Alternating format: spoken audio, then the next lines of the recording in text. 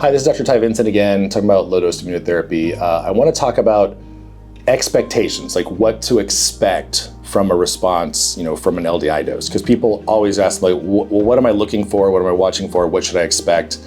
What I've learned is it's best to not really have expectations. What's really important is to make observations.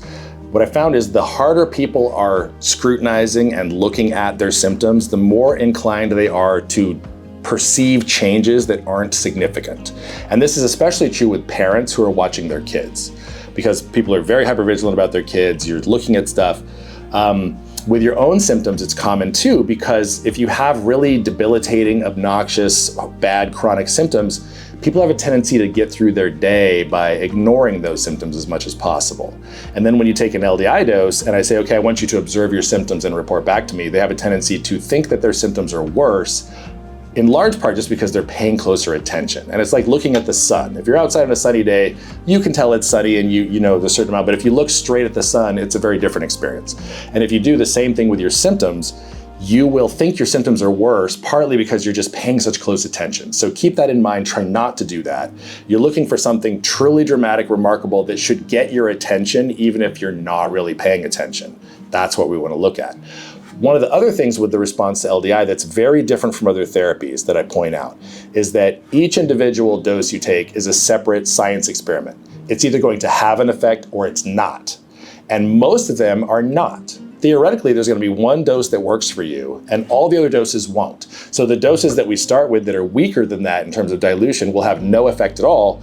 If we go too far and we overdose you, then you will have a worsening effect. But most doses are not going to work for you. When you take most other therapies, like you're going to start a supplement or a medication, or you're going to go do IVs or something at an office, what you usually anticipate is to see some kind of effect that gets incrementally stronger the more you take the thing. Like every day you take your supplement or your medications, you see some effect and it usually gets better and better and better in some kind of slope-like improvement. LDI doesn't do that. And so it's confusing to people because they think something's supposed to happen with each dose. And that's just not realistic. You're going to take a bunch of doses that do nothing, nothing, nothing, nothing, and then have a dramatic response. So it's not this gradual sort of response pattern that you would expect from a lot of other therapies.